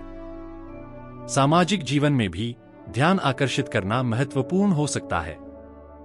उदाहरण के लिए, यदि आप अपने पर्सनल गोल्स को प्राप्त करना चाहते हैं, तो आपको अपनी शक्तियों और ऊर्जा को एक जगह केंद्रित करना चाहिए।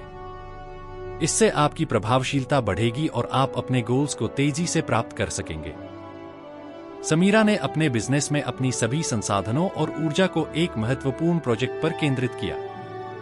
इससे उसने बेहतरीन परिणाम हासिल किए और सफलता प्राप्त की। अगर उसने अपनी ऊर्जा को विभाजित किया होता तो शायद उसे यह सफलता नहीं मिलती। Concentrate your forces power dynamics को समझदारी से मैनेज करने की सलाह देता है।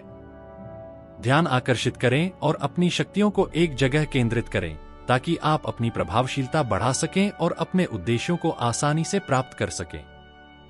इससे आप अधिक प्रभावशाली और शक्तिशाली बन सकते हैं और अपने उद्देश्यों को आसानी से प्राप्त कर सकते हैं। 23वां नियम, कॉन्सेंट्रेट योर फोर्सेस, यह सलाह देता है कि आपको ध्यान आकर्षित करना चाहिए और अपनी शक्तियों को एक जगह केंद्रित करना चाहिए। इस नियम का सार यह है कि जब आप अपनी शक्तियों को डिस्पर्स करते हैं तो आपकी प्रभावशीलता कम हो जाती है। Laws number 24, play the perfect courtier, संपूर्ण दरबारी की भूमिका निभाएं। 24वां नियम, प्ले द परफेक्ट कोर्टियर, यह सलाह देता है कि आपको अपने व्यवहार और कूटनीति को अपने स्वयं के दरबार की तरह संभालना चाहिए। इस नियम का सार यह है कि आपको हमेशा अपने आसपास के लोगों के साथ सम्मानपूर्वक व्यवहार करना चाहिए और उनके साथ अपने संबंधों को संभालना चाहिए, ठीक जैसे एक दरबार में होता है। आज के सोशल एनवायरनमेंट्स में आप एक ऑफिस एनवायरनमेंट में काम करते हैं। यदि आप अपने सहकर्मियों और सुपीरियर्स के साथ कूटनीति और सम्मानपूर्वक व्यवहार करते हैं तो आप उनके साथ मजबूत और स्थिर संबंध बना सकते हैं। उदाहरण के लिए, एक मैनेजर जो अपने टीम के साथ उचित और सम्मानपूर्वक व्यवहार करता है, उनकी लॉयल्टी और प्रोडक्टिविटी को बढ़ा सकता है। सामाजिक जीवन में भी अपने व्यवहार को अपने दरबार की तरह संभालना महत्वपूर्ण हो सकता है। उदाहरण के लिए, यदि आप अपने दोस्तों और परिवार के साथ सम्मान और कूटनीति के साथ व्यवहार करते हैं तो आप उनके साथ मजबूत और स्थिर संबंध बना सकते हैं। अमन ने हमेशा अपने सहकर्मियों और वरिष्ठों के साथ विनम्र और सम्मानजनक व्यवहार किया। इससे उसने उनका समर्थन प्राप्त किया और अपने करियर में सफलता प्राप्त की। अगर उसने अभिमानी और असभ्य व्यवहार किया होता तो शायद उसे यह समर्थन नहीं मिलता। Play the perfect courtier power dynamics को समझदारी से मैनेज करने की सलाह देता है। अपने व्यवहार को अपने दरबार की तरह संभालें और हमेशा अपने आसपास के लोगों के साथ सम्मान और कूटनीति के साथ व्यवहार करें ताकि आप मजबूत और स्थिर संबंध बना सकें। इससे आप अधिक प्रभावशाली और शक्तिशाली बन सकते हैं और अपने उद्देश्यों को आसानी से प्राप्त कर सकें। लॉ नंबर 25, रिक्रिएट योरसेल्फ, स्वयं को पुनः निर्माण करें। 25वां नियम, रिक्रिएट योरसेल्फ, यह सलाह देता है कि आपको समय समय पर अपनी पहचान को पुनः निर्माण करना चाहिए। इस नियम का सार यह है कि जब आप अपनी पहचान को बदलते हैं तो आप अपने जीवन में नए अवसर और शक्ति प्राप्त कर सकते हैं। आपकी सोच से मान कि आप एक प्रोफेशनल हैं और आपकी करंट आइडेंटिटी आपके करियर गोल्स को प्राप्त करने में बाधा बन रही है। यदि आप अपनी पहचान को बदलते हैं और अपनी स्किल्स और एक्सपीरियंसेस को पुनः निर्माण करते हैं तो आप नए करियर अपॉर्चुनिटीज प्राप्त कर सकते हैं। उदाहरण के लिए, एक एम्प्लॉय जो अपनी स्किल्स और एक्सपीरियंसेस को अपडेट करता है और अपनी प्रोफेशनल आइडेंटिटी को पुनः निर्माण करता है, अपने करियर में नए अवसर प्राप्त कर सकता है और अपनी शक्ति को बढ़ा सकता है। सामाजिक जीवन में भी अपनी पहचान को पुनः निर्माण करना महत्वपूर्ण हो सकता है। उदाहरण के लिए, यदि आप अपने पर्सनल गोल्स को प्राप्त करना चाहते हैं और आपकी करंट आइडेंटिटी इसमें बाधा बन रही है, तो अपनी पहचान को बदलें और अपने गोल्स को प्राप्त करें। विक्रम ने अपने करियर में हमेशा नई परिस्थितियों के अनुसार खुद को बदला और अनुकूलित किया। इससे उसने हर चुनौती का सामना किया और सफलता प्राप्त की। अगर उसने खुद को नहीं बदला होता तो शायद वह असफल हो जाता। रिक्रिएट योरसेल्फ पावर डायनामिक्स को समझदारी से मैनेज करने की सलाह देता है। अपनी पहचान को समय समय पर पुनः निर्माण करें ताकि आप अपने जीवन में नए अवसर और शक्ति प्राप्त कर सकें। इससे आप अधिक प्रभावशाली और शक्तिशाली बन सकते हैं और अपने उद्देश्यों को आसानी से प्राप्त कर सकें। Law 26, keep your hands clean, अपने हाथों को साफ रखें। 26वां नियम, कीप योर हैंड्स क्लीन, यह सलाह देता है कि आपको अपने कार्यों में सीधे संलिप्त नहीं होना चाहिए और अपने हाथों को गंदा नहीं करना चाहिए। इस नियम का सार यह है कि जब आप अपने हाथों को गंदा नहीं करते हैं, तो आप अपनी छवि को सुरक्षित रख सकते हैं और अपनी शक्ति को बढ़ा सकते हैं। आपके विचार से आप एक लीडर हैं और आपके द्वारा किए गए कुछ निर्णयों से विवाद उत्पन्न हो सकता है। यदि आप इन निर्णयों को सीधे नहीं लेते और अपनी टीम को इन कार्यों को संभालने के लिए नियुक्त करते हैं, तो आप अपनी छवि को सुरक्षित रख सकते हैं और अपनी शक्ति को बढ़ा सकते हैं। उदाहरण के लिए, एक सीईओ जो अपनी टीम को कठिन निर्णय लेने के लिए नियुक्त करता है और अपनी छवि को सुरक्षित रखता है, अपनी कंपनी की सफलता को बढ़ा सकता है। सामाजिक जीवन में भी अपने हाथों को गंदा न करना महत्वपूर्ण हो सकता है। उदाहरण के लिए, यदि आप किसी विवादास्पद स्थिति में फंस जाते हैं, तो दूसरों को उस स्थिति को संभालने के लिए नियुक्त करें और अपनी छवि को सुरक्षित रखें।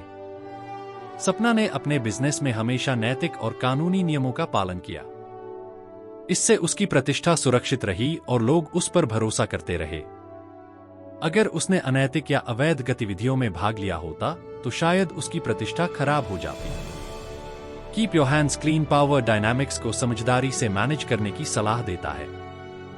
अपने हाथों को गंदा न करें और अपने कार्यों में सीधे संलिप्त न हो, ताकि आप अपनी छवि को सुरक्षित रख सकें और अपनी शक्ति को बढ़ा सकें।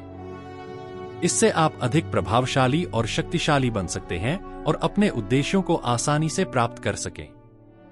Law number 27, play on people's need to believe to create a cult like following. लोगों की विश्वास की जरूरत पर खेलें और एक पंथ जैसी अनुयायी बनाएं। 27वां नियम, play on people's need to believe to create a cult like following, यह सलाह देता है कि आपको लोगों की विश्वास की आवश्यकता का लाभ उठाना चाहिए और उनके बीच एक कल्ट लाइक फॉलोइंग बनाना चाहिए। इस नियम का सार यह है कि जब आप लोगों की विश्वास की आवश्यकता का लाभ उठाते हैं, तो आप उनकी लॉयल्टी और समर्थन प्राप्त कर सकते हैं। आधुनिक मानव जीवन में इसका महत्व। आज के कॉर्पोरेट और सोशल एनवायरनमेंट्स में यह नियम बहुत रेलेवेंट है। मान ले कि आप एक लीडर हैं और आप चाहते हैं कि आपकी टीम आपकी विजन और गोल्स को माने। यदि आप उनके बीच एक कल्ट लाइक फॉलोइंग बनाते हैं और उनकी विश्वास की आवश्यकता का लाभ उठाते हैं, तो आप उनकी लॉयल्टी और समर्थन प्राप्त कर सकते हैं।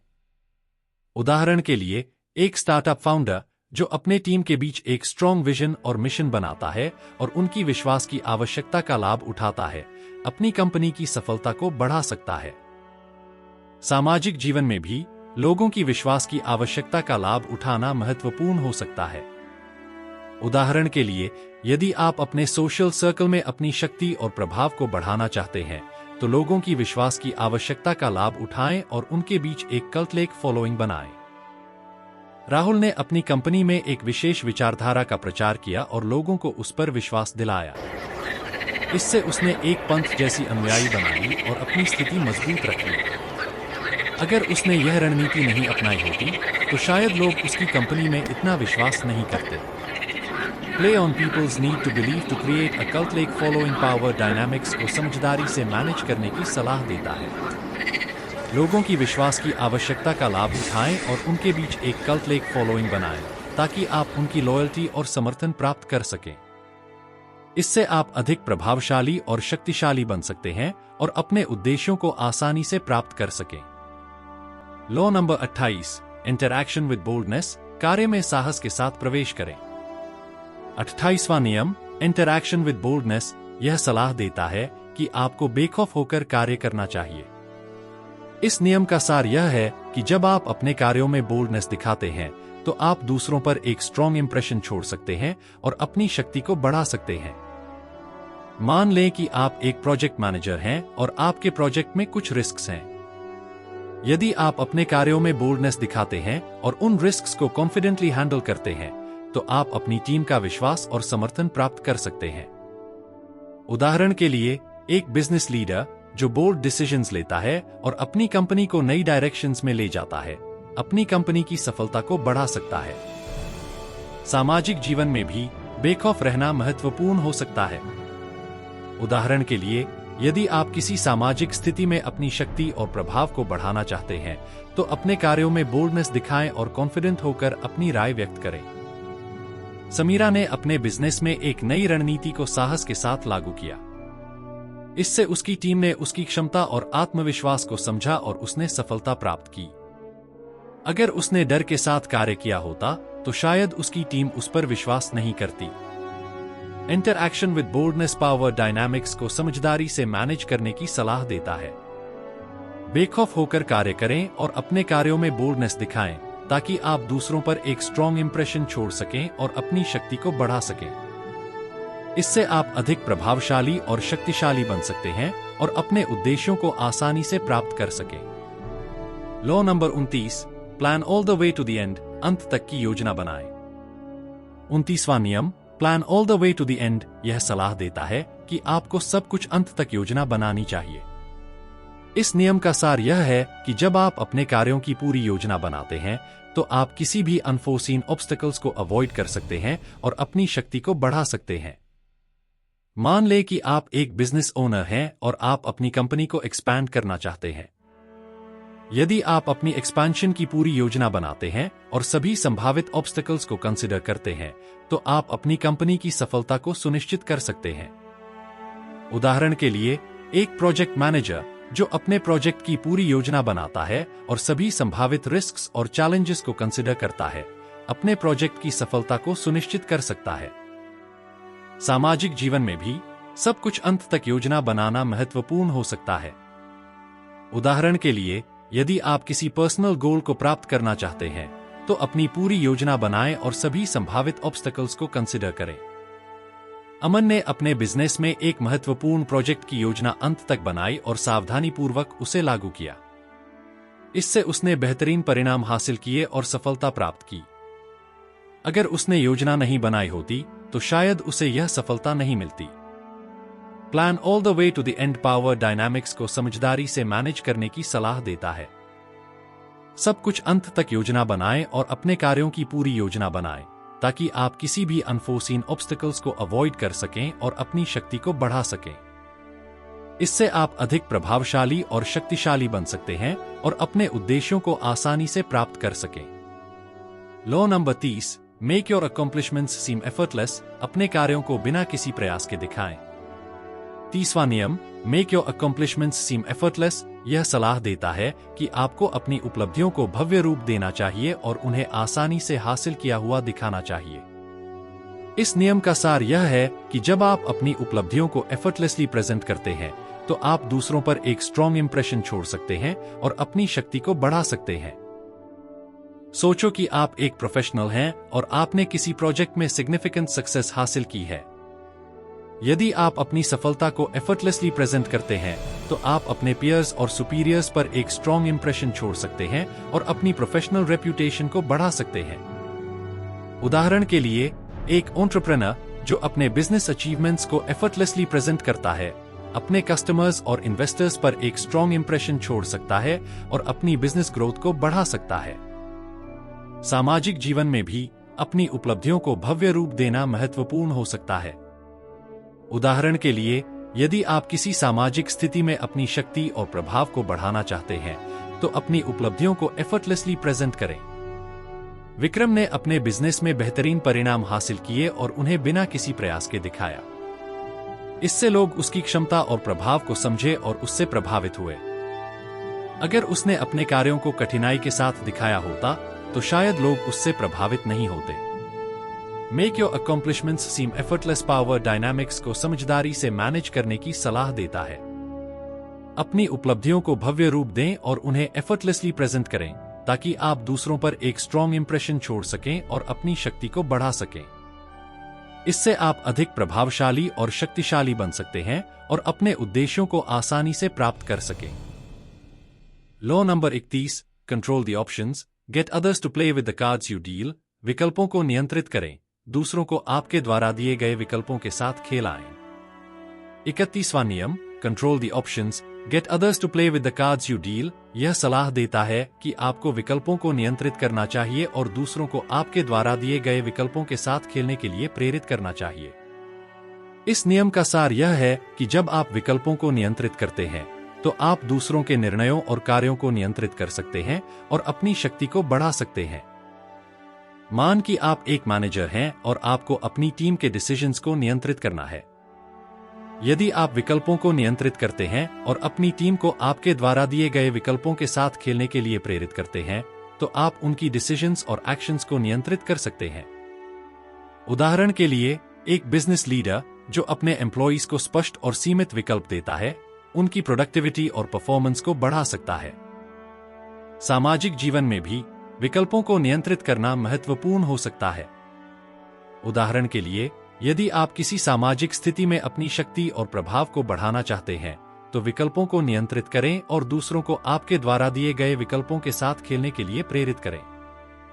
सपना ने अपने बिजनेस में अपने प्रतिस्पर्धियों को केवल वे विकल्प दिए जो उसके लिए लाभकारी थे। इससे उसने स्थिति को अपने अनुसार नियंत्रित किया और अपनी योजना को सफल बनाया। अगर उसने सभी विकल्पों को खुला छोड़ दिया होता, तो शायद उसका प्रतिस्पर्धी उसे मात दे देता।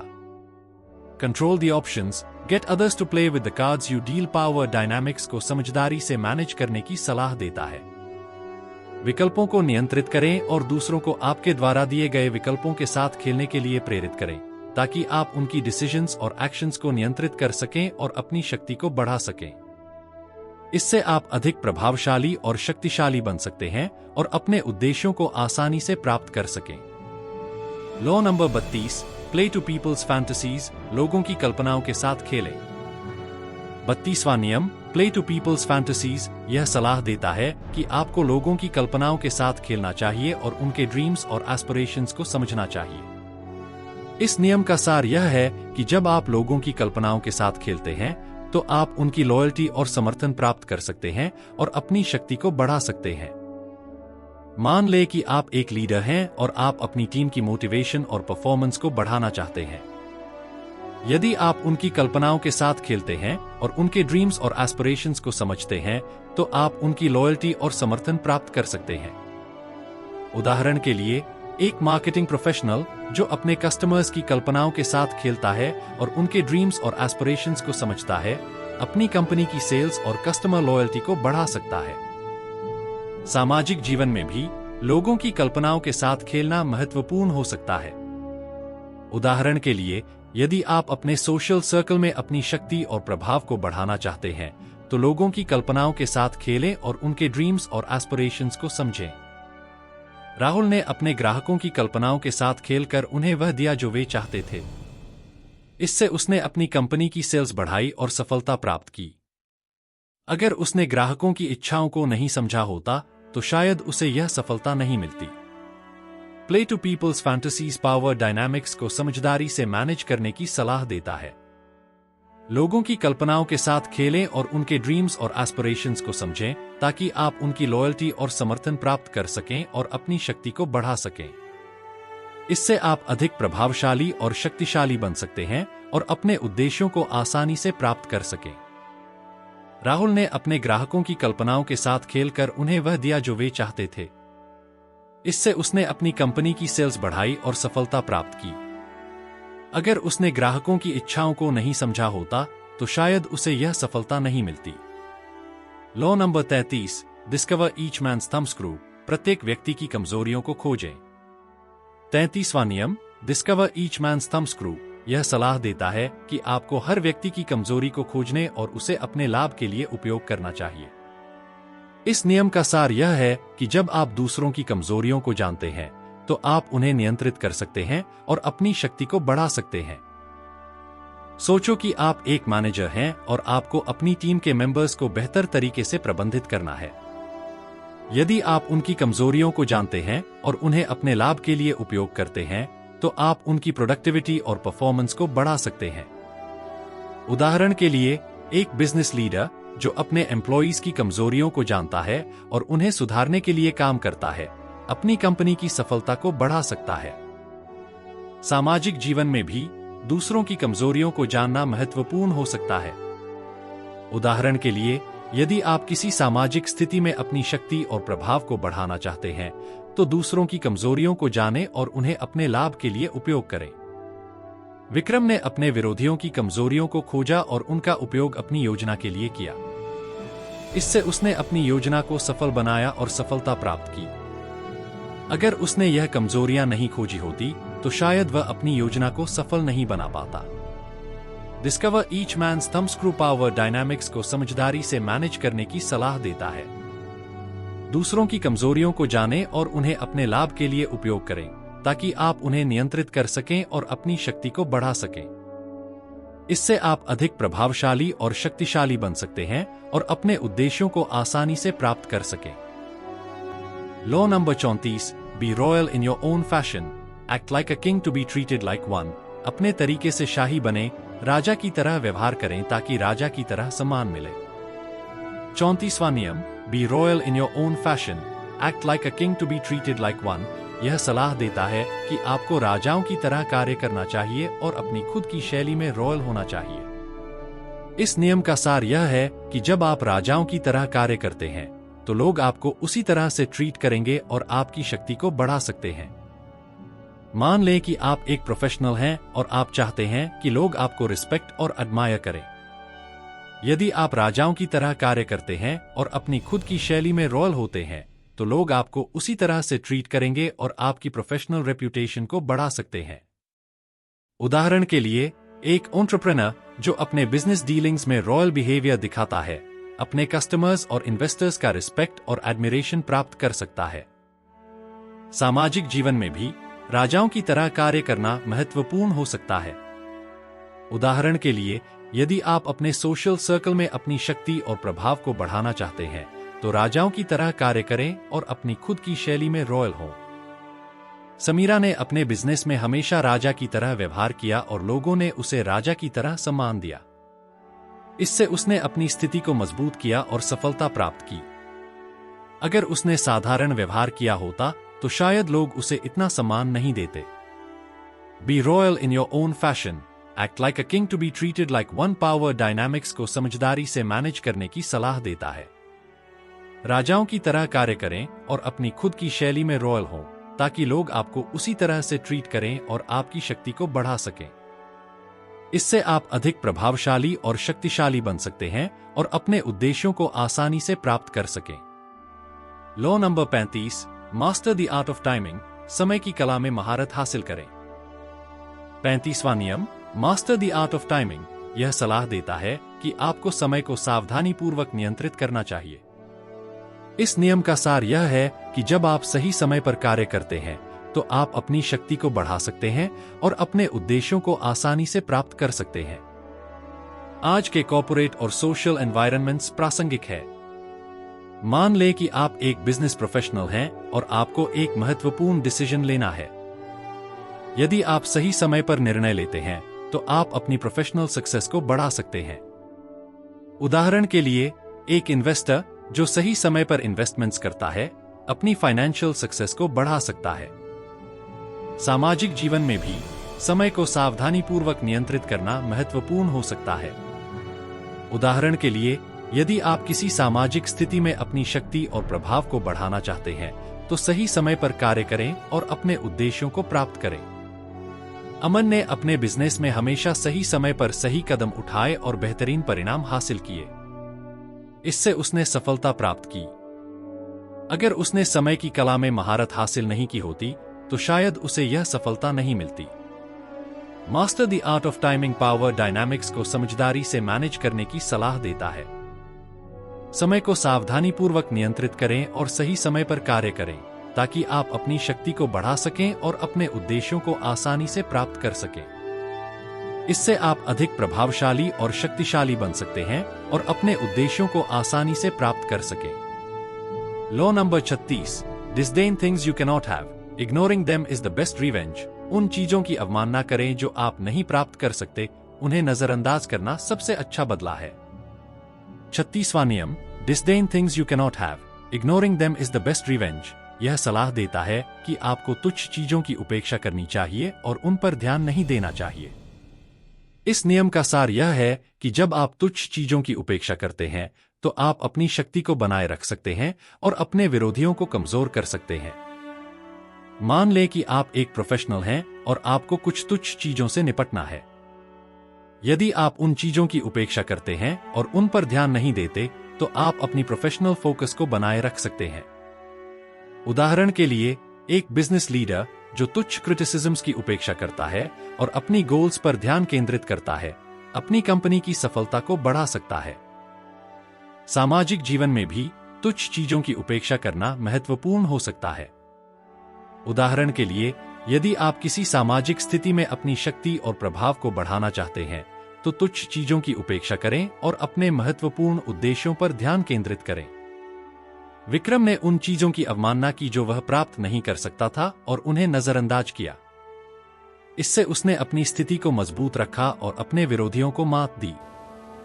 अगर उसने उन चीजों का पीछा किया होता तो शायद वह अपनी स्थिति को कमजोर कर लेता। Disdain things you cannot have, ignoring them is the best revenge. Power dynamics को समझदारी से मैनेज करने की सलाह देता है। तुच्छ चीजों की उपेक्षा करें और उन पर ध्यान नहीं दें, ताकि आप अपनी शक्ति को बनाए रख सकें और अपने विरोधियों को कमजोर कर सकें। इससे आप अधिक प्रभावशाली और शक्तिशाली बन सकते हैं और अपने उद्देश्यों को आसानी से प्राप्त कर सकें।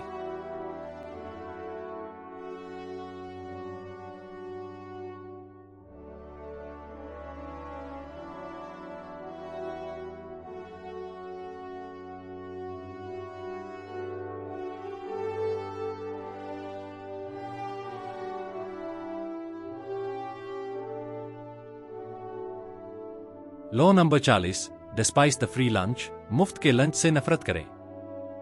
40वां नियम, डिस्पाइस द फ्री लंच, यह सलाह देता है कि आपको अपनी नींद को मजबूत रखना चाहिए। इस नियम का सार यह है कि जब आप खुद को आधार देते हैं और अपनी क्षमताओं पर भरोसा करते हैं, तो आप अपनी शक्ति को बढ़ा सकते हैं और अपने लक्ष्यों को प्राप्त कर सकते हैं। मान लें कि आप एक प्रोफेशनल हैं और आपको अपनी नींद को मजबूत रखना है। यदि आप अपनी क्षमताओं पर विश्वास रखते हैं और सेल्फ रिलायंट रहते हैं, तो आप अपनी करियर प्रोग्रेशन को बढ़ा सकते हैं। उदाहरण के लिए, एक एंटरप्रेन्योर जो सेल्फ रिलायंट है और अपनी नींव को मजबूत रखता है, अपनी कंपनी की ग्रोथ को बढ़ा सकता है। सामाजिक जीवन में भी अपनी नींव को मजबूत रखना महत्वपूर्ण हो सकता है। उदाहरण के लिए, यदि आप किसी सामाजिक स्थिति में अपनी शक्ति और प्रभाव को बढ़ाना चाहते हैं, तो खुद पर भरोसा करें और अपनी नींव को मजबूत रखें। समीरा ने कभी भी मुफ्त के लंच को स्वीकार नहीं किया और उसकी असली कीमत को समझा। इससे उसने अपनी स्थिति को मजबूत रखा और अपनी योजनाओं को सफल बनाया। अगर उसने मुफ्त के लंच को स्वीकार किया होता तो शायद वह असफल हो जाता। Despise the free lunch power dynamics को समझदारी से मैनेज करने की सलाह देता है। अपनी नींव को मजबूत रखें और अपनी क्षमताओं पर भरोसा करें, ताकि आप अपनी शक्ति को बढ़ा सकें और अपने लक्ष्यों को प्राप्त कर सकें। इससे आप अधिक प्रभावशाली और शक्तिशाली बन सकते हैं और अपने उद्देश्यों को आसानी से प्राप्त कर सकें। Law number 41, avoid stepping into a great man's shoes, महान व्यक्ति के जूते में कदम रखने से बचें। 41वां नियम, avoid stepping into a great man's shoes, यह सलाह देता है कि आपको दूसरों की तारीफ करनी चाहिए, लेकिन चाहे तो वे काम भी लें।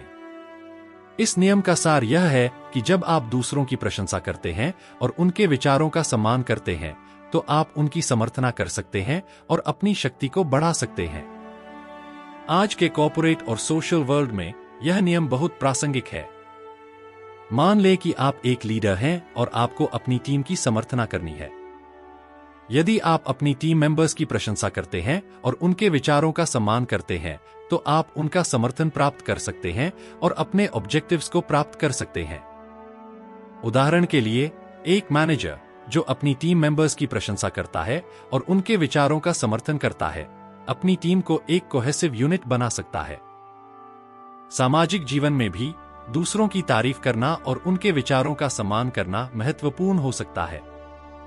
उदाहरण के लिए, यदि आप किसी सामाजिक समूह में अपनी शक्ति और प्रभाव को बढ़ाना चाहते हैं, तो दूसरों की प्रशंसा करें और उनके विचारों का सम्मान करें।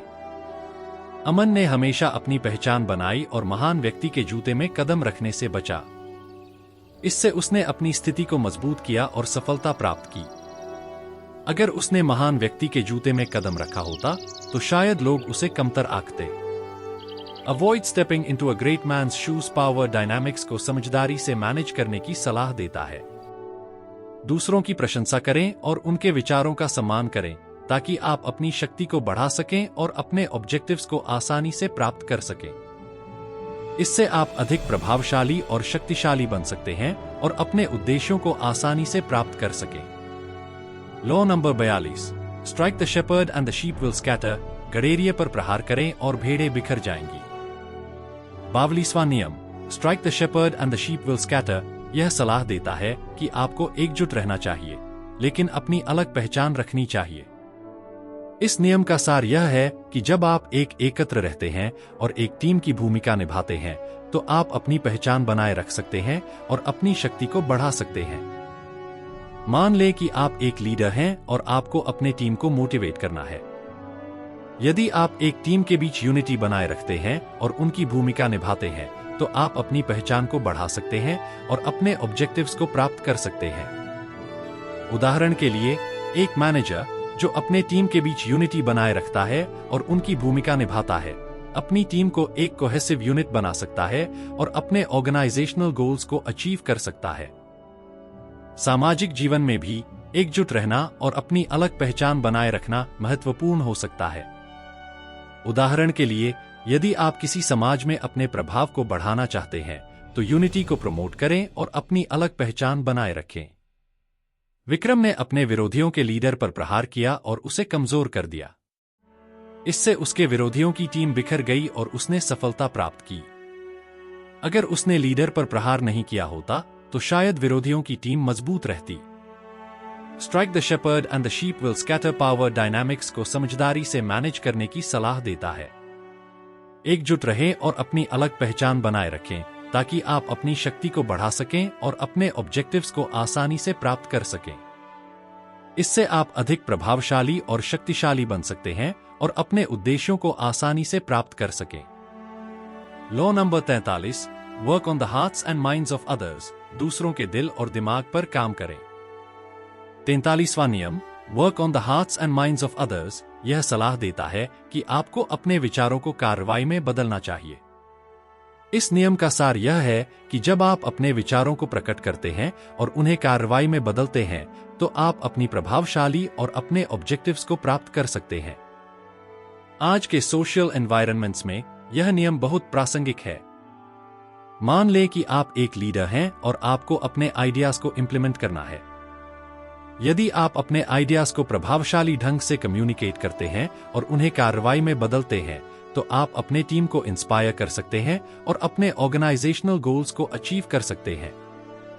उदाहरण के लिए, एक मैनेजर जो अपने आइडियाज को प्रभावशाली ढंग से कम्युनिकेट करता है और उन्हें कार्रवाई में बदलता है, अपनी टीम को मोटिवेट कर सकता है और अपने बिजनेस ऑब्जेक्टिव्स को प्राप्त कर सकता है।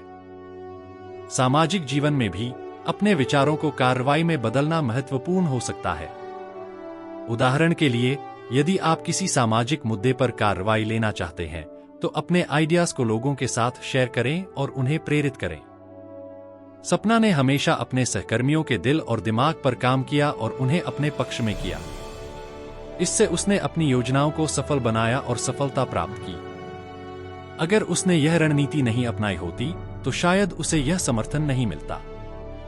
Work on the hearts and minds of others power dynamics को समझदारी से मैनेज करने की सलाह देता है। अपने आइडियाज को प्रभावशाली ढंग से कम्युनिकेट करें और उन्हें कार्रवाई में बदलें, ताकि आप अपनी शक्ति को बढ़ा सकें और अपने ऑब्जेक्टिव्स को आसानी से प्राप्त कर सकें।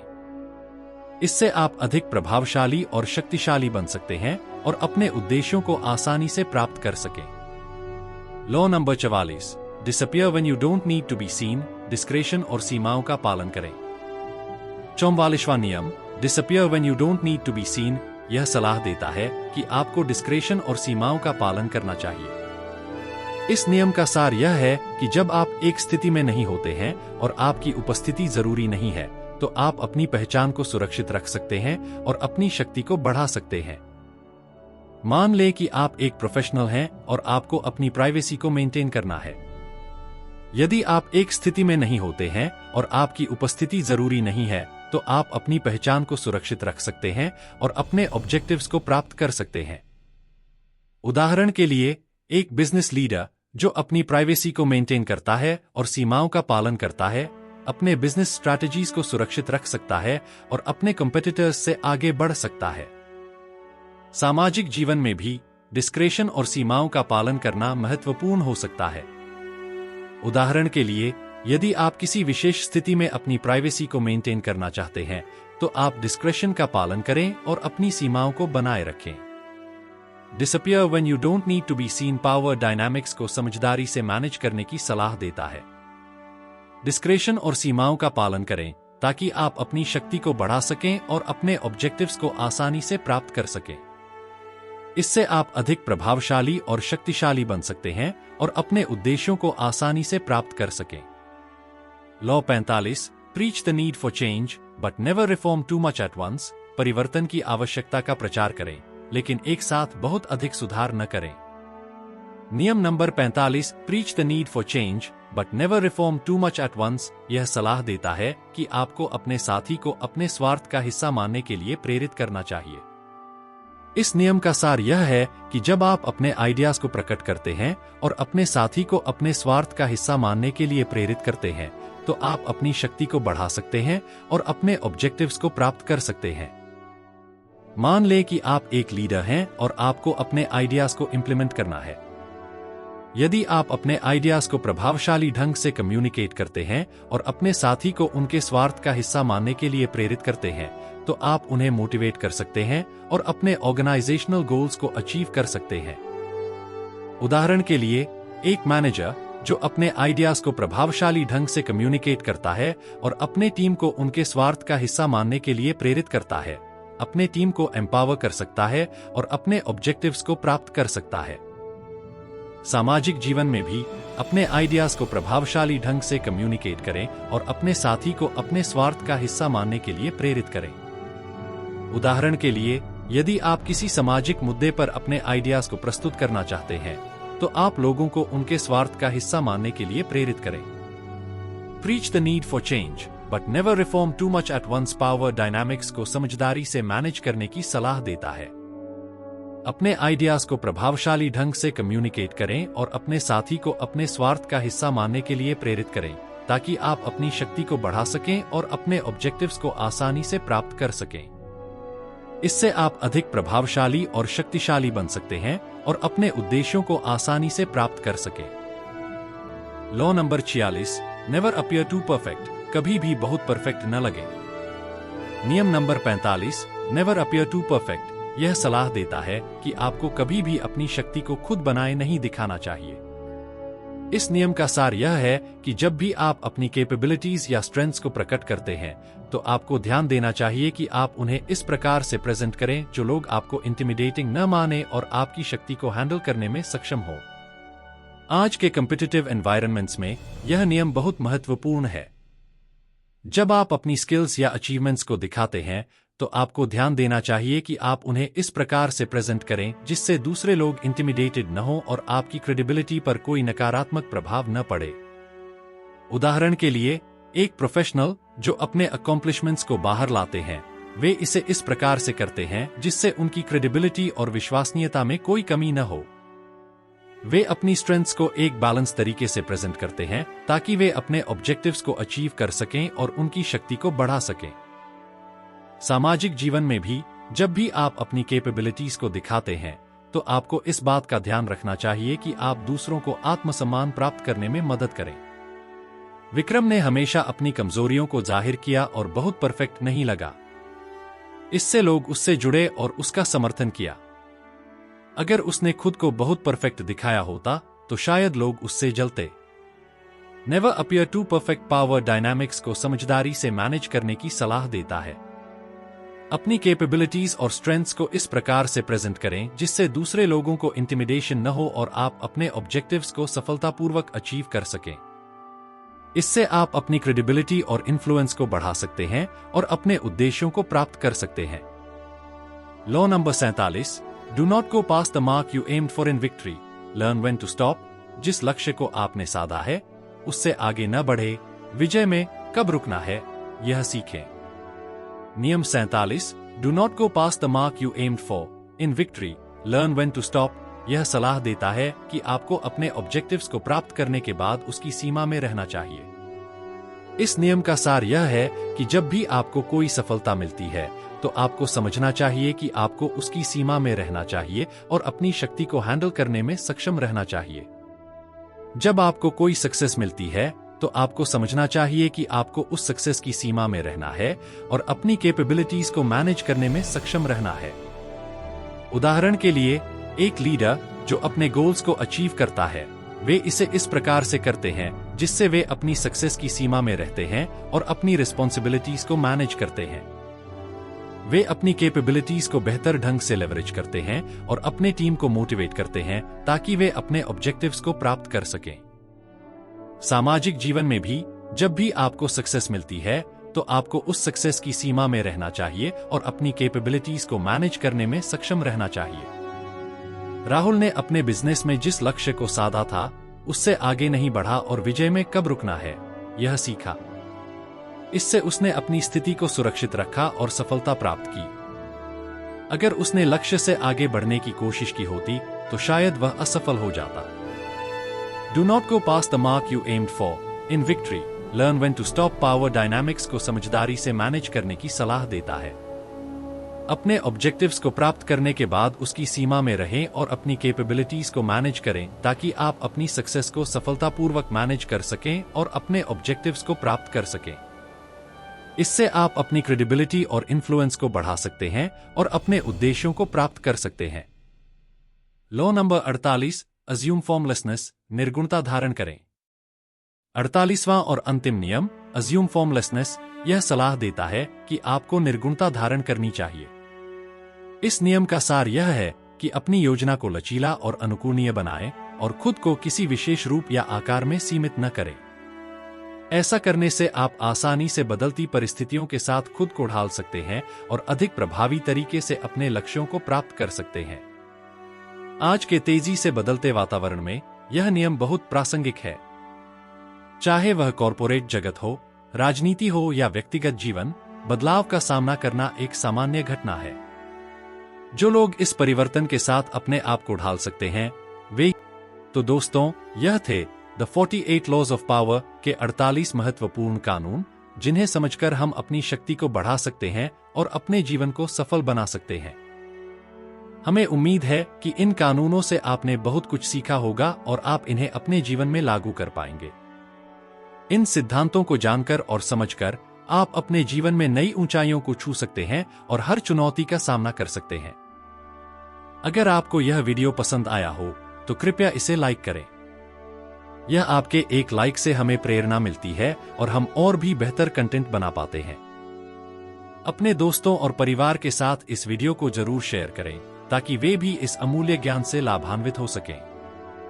हम चाहते हैं कि हमारा यह चैनल सक्सेस बुक मिरर आपके लिए एक मार्गदर्शक बने जो हर कदम पर आपका साथ दे। इसलिए हमारे चैनल को सब्सक्राइब करना न भूलें और बेल आइकन को दबाएं ताकि हमारे हर नए वीडियो की जानकारी सबसे पहले आपको मिल सके। आपके सुझाव और विचार हमारे लिए बहुत महत्वपूर्ण हैं। अगर आप किसी विशेष पुस्तक की समरी चाहते हैं या किसी विषय पर विस्तार से जानना चाहते हैं तो कृपया हमें कमेंट करके बताएं।